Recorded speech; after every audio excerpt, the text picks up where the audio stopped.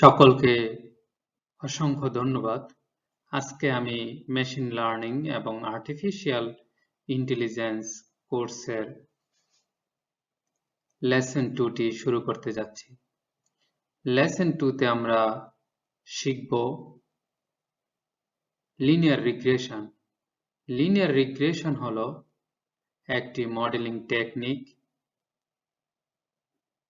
যেখানে একটি dependable variable কিভাবে এক বা একাধিক ইন্ডিপেন্ডেন্ট ভেরিয়েবলের সাথে লিনিয়ারলি রিলেটেড সেই বিষয়টা এস্টাবলিশড করে।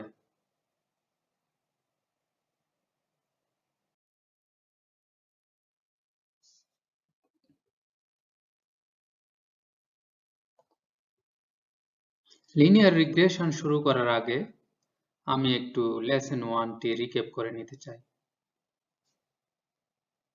লেসন 1-এ আমরা শিখেছি natural intelligence which is displayed by human and animals.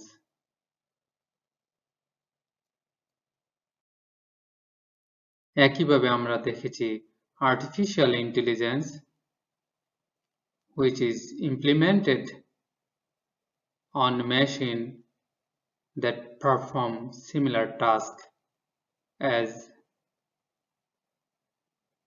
natural intelligence.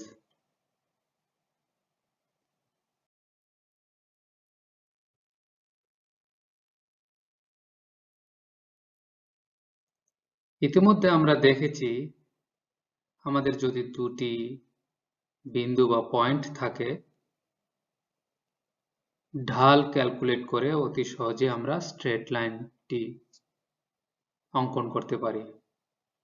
কিন্তু আমাদের দৈনন্দিন জীবন এবং রিয়েল লাইফে দেখা যায় একটি বস্তুকে রিপ্রেজেন্ট করার জন্য আমাদের প্রয়োজন হয় অসংখ্য পিক্সেল বা অসংখ্য বিন্দু।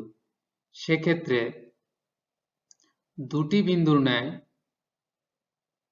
স্লোপ ক্যালকুলেট করে আমরা সহজে স্ট্রেট লাইনটি পেতে পারি না। অসংখ্য বিন্দুর ক্ষেত্রে আমাদেরকে এরকম অসংখ্য স্ট্রেট লাইন কল্পনা করতে হয়। সেই অসংখ্য স্ট্রেট লাইন থেকে যে স্ট্রেট লাইনটি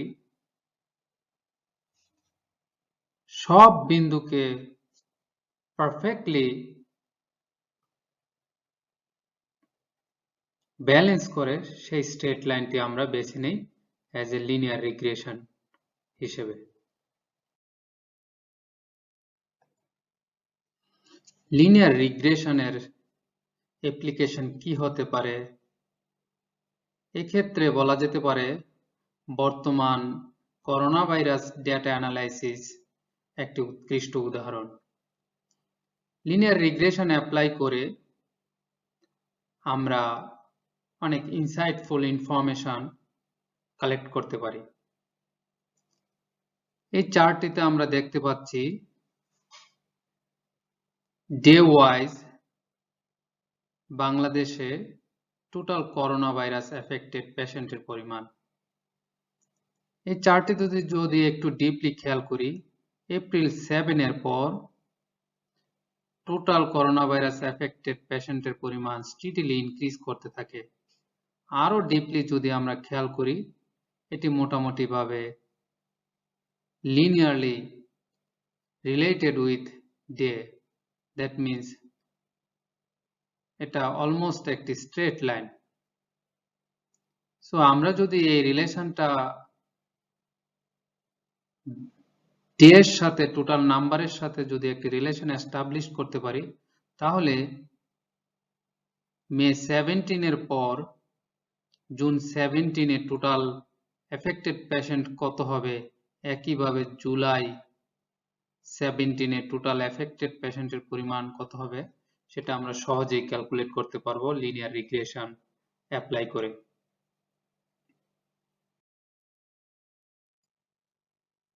লিনিয়ার রিগ্রেশন কে সহজভাবে উপস্থাপন করার জন্য আমি কিছু সিম্পল ডেটা নিয়েছি, যা আমরা দেখতে পাচ্ছি এই ডেটা টেবিলে। আমাদের ডেটাটিতে দুটি মাত্র ভেরিয়েবল, একটি x এবং y। x হচ্ছে এখানে আমাদের ইন্ডিপেন্ডেন্ট ভেরিয়েবল, y হচ্ছে dependent variable. That means y এর আউটপুট ডিপেন্ড করে x এর ডেটার উপর। যখনই আমাদের হাতে ডেটা থাকবে, তারপর আমাদের জানতে হবে কিভাবে এই ডেটাগুলো রিপ্রেজেন্ট করতে হবে। Data representation is an important step to perform linear regression.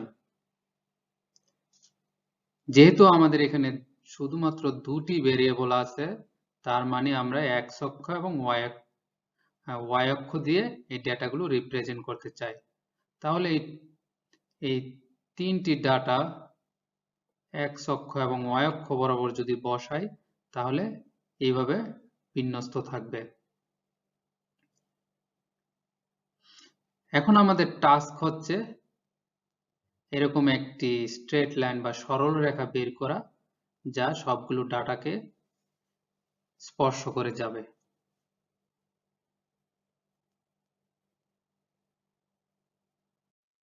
ইতিমধ্যে আমরা জেনেছি আমাদের বিন্দুর পরিমাণ যদি 2 এর অধিক হয়, তাহলে আমরা স্ট্রেট ফরওয়ার্ডলি ঢাল ক্যালকুলেট করতে পারি না।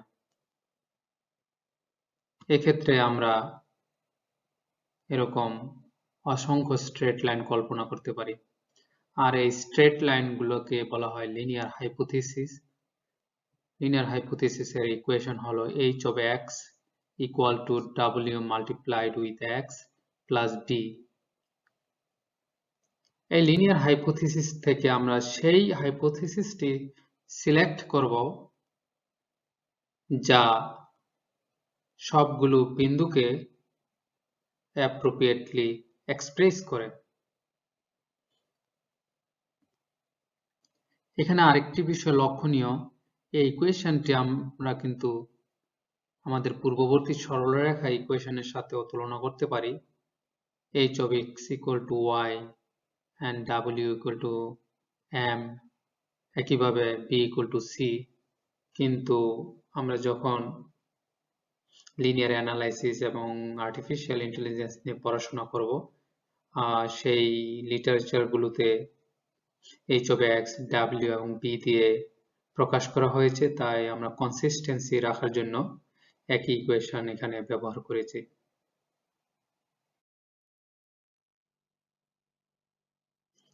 সুপ্রিয় শিক্ষার্থীবৃন্দ, ইতিমধ্যে আমরা জেনেছি লিনিয়ার রিগ্রেশন হলো এমন একটি স্ট্রেট লাইন বের করার কৌশল যা সবগুলো ডেটাকে বেস্ট ফিট করবে। এক্ষেত্রে একটি বিষয় বলে নেই, আমাকে হয়তো ফ্রিকোয়েন্টলি বলতে শোনা যাবে ডেটা বলতে আমি মূলত এই পয়েন্টগুলোকে ইন্ডিকেট করেছি, কারণ মেশিন লার্নিং এবং আর্টিফিশিয়াল ইন্টেলিজেন্স বইগুলোতে ডেটা শব্দটি ব্যবহার করা হয়ে থাকে। এক্ষেত্রে এই লিনিয়ার হাইপোথিসিসটি যদি হয় আমাদের কাল্পনিক স্ট্রেট লাইন, আমরা দেখছি কখনো এই হাইপোথিসিসটি ডেটা থেকে খুব কাছে, আবার কখনো খুব দূরে। আমরা যদি কোনোভাবে এমন একটি কাল্পনিক হাইপোথিসিস পেয়ে যাই যার ডিস্টেন্সটা সর্বনিম্ন, তাহলেই আমরা সেই লিনিয়ার হাইপোথিসিসটিকে বলবো বেস্ট ফিটেড হাইপোথিসিস। এই পুরো প্রক্রিয়াটা কি বলা হয়? Linear regression. সো আমরা এখানে একটি ম্যাথমেটিক্যাল মডেল দাঁড় করাতে পারি যে h of x minus y, so তার মান হবে সর্বনিম্ন। আপাত দৃষ্টিতে এটা মনে হচ্ছে অনেকটা এরর কারেকশনের মতো। সো কোন হাইপোথিসিসের জন্য এই ইকুয়েশনটির মান সর্বনিম্ন? তাহলেই আমরা পেয়ে যাব আমাদের বেস্ট ফিট স্ট্রেট লাইন।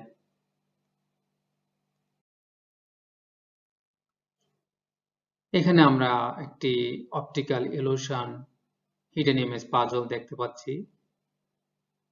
কেউ হয়তো খুব দ্রুত বলে দিতে পারবেন এটি কি ধরনের বস্তু আছে এখানে, আবার কেউ হয়তো একটু সময় নেবেন। তাহলে দেখা যাচ্ছে যে আমাদের মস্তিষ্ক এক ধরনের এরর কারেকশন করছে, কেউ দ্রুত বলতে পারছে, আবার কেউ সময় নিচ্ছে। সো লিনিয়ার রিগ্রেশনও অনেকটা এরকমই, যে এরর কারেকশনের মাধ্যমে বেস্ট ফিট লাইনটাকে বের করা, যেমনটা হচ্ছে আমাদের মস্তিষ্কে এরর কারেকশন লার্নিং। ইতিমধ্যে আমরা দেখেছি যে আমাদের বেস্ট ফিটেড লাইনটি পাবার জন্য h of x minus y এর মান সকল ডেটা পয়েন্ট থেকে সর্বনিম্ন হতে হবে।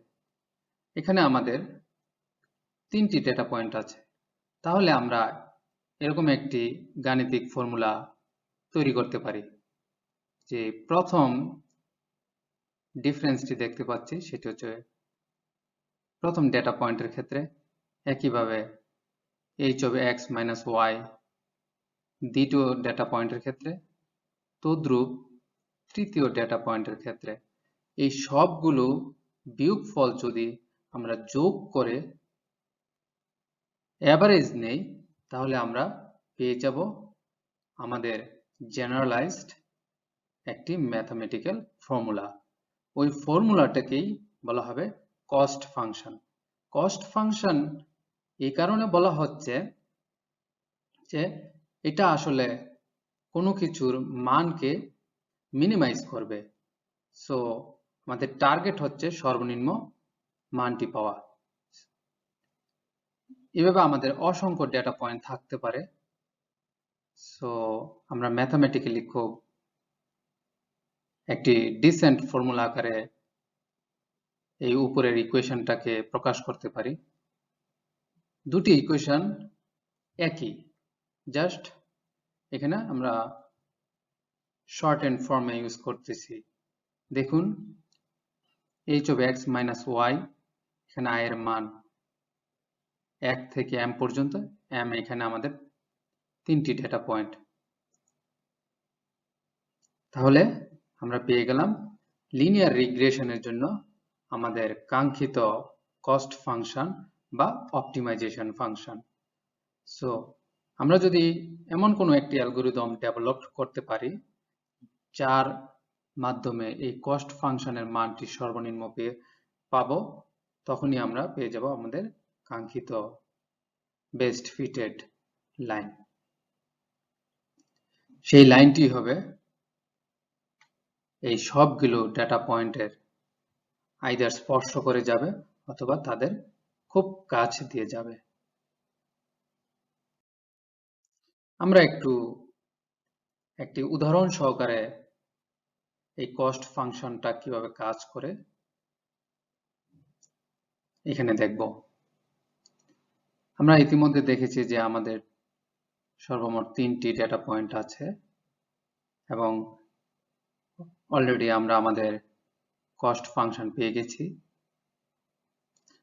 সো আমরা কস্ট ফাংশনে h of x এর মানটা বসাবো wx। তাহলে আমরা যদি পূর্ববর্তী ইকুয়েশনে h of x এর প্রতিটি wx বসাই, তাহলে আমাদের ইকুয়েশনটা দাঁড়াবে এমন। তাহলে ইতিমধ্যে আমরা বলেছি যে আমাদের এরকম একটি ওয়েট বা সরলরেখা ইকুয়েশনের সাথে যদি তুলনা করি, তাহলে ঢাল সেটি হচ্ছে w। সো কোন w এর জন্য এই ইকুয়েশনটির মান সর্বনিম্ন হবে, তাহলেই হবে আমাদের কাঙ্ক্ষিত বেস্ট ফিটেড লাইন। ওকে, আমরা এখানে w এর মান 1 বসিয়ে দেখি, তাহলে কস্ট w সমান কত। তাহলে দেখেন এখানে আমাদের যেহেতু 3টি ডাটা পয়েন্ট, তাহলে আমরা w এর মান ধরেছি 1 multiplied with 1, so প্রথম x এর মান হচ্ছে 1 মাইনাস y এর মান, প্রথম y এর মান হচ্ছে 1 হোল স্কোয়ার প্লাস একইভাবে দ্বিতীয় ডেটা পয়েন্টের ক্ষেত্রে, তৃতীয় ডেটা পয়েন্টের ক্ষেত্রে। সো আমরা যদি এটা সমাধান করি তাহলে আমাদের কস্ট w এর মান হচ্ছে 0। একইভাবে আমরা যদি w এর মান 0 বসাই তাহলে আমরা কস্ট w এর মান পাবো 4.67। তদ্রূপ আমরা যদি w এর মান 2 হয় তাহলে সেইভাবে আমরা ক্যালকুলেট করতে পারবো। এখানে একটা জিনিস দেখতে পাচ্ছি যে w এর মান অসংখ্য হতে পারে। সো আমাদের টার্গেট হচ্ছে কোন w এর জন্য আমাদের এই কস্ট ফাংশনটি সর্বনিম্ন হবে, সেটি হচ্ছে best fitted line by using linear regression algorithm.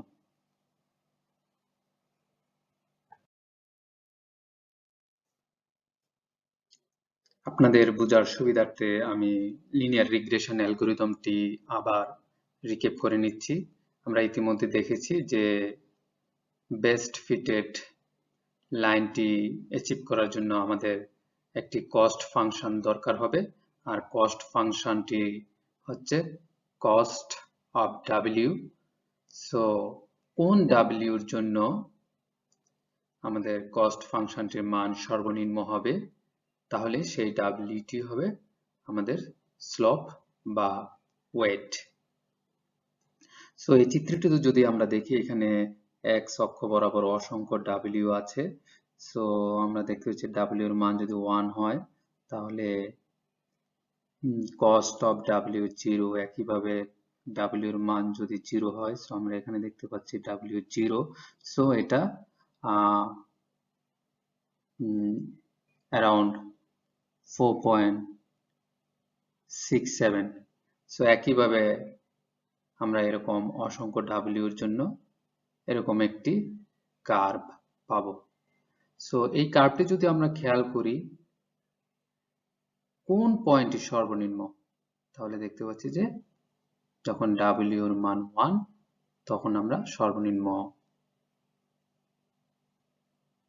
ভ্যালুটি পেয়ে যাব। তাহলে নেক্সট লেসনে আমরা শিখব কি এমন অ্যালগরিদম আছে যা আমাদের কস্ট ফাংশন এর মানটি সর্বনিম্ন অটোমেটিক্যালি সিলেক্ট করে দিবে। সেই অ্যালগরিদমটির নামই হচ্ছে গ্রেডিয়েন্ট ডিসেন্ট। সো সুপ্রিয় শিক্ষার্থীবৃন্দ, ইতিমধ্যে আপনারা দেখতে পাচ্ছেন যে আমরা লিনিয়ার রিগ্রেশন স্টাডি করার সময় আমাদের দরকার হচ্ছে ফাংশন সম্বন্ধে ধারণা, একইভাবে ম্যাট্রিক্স সম্বন্ধে ধারণা। সো আপনারা যদি এই কোর্সের পাশাপাশি নিয়মিত লিনিয়ার রিগ্রেশন এবং মেশিন লার্নিং বিষয়গুলো নিয়ে স্টাডি না করেন তাহলে আপনাদের হয়তো এই লেকচারগুলো ফলো করতে সমস্যা হবে। সো আপনাদের যদি কোনো ধরনের ম্যাটেরিয়াল প্রয়োজন হয় আপনারা আমাকে মেসেজ বা কমেন্ট সেকশনে যোগাযোগ করতে পারেন। সো নেক্সট লেসন হবে আমাদের gradient descent optimisation technique. Gradient descent optimisation টেকনিকের জন্য আমাদের জানতে হবে ডিফারেনশিয়াল ক্যালকুলেশন। সো আপনারা ইতিমধ্যেই বুঝতে পারছেন যে আমরা আস্তে আস্তে গণিতের খুব ডিপে চলে যাব।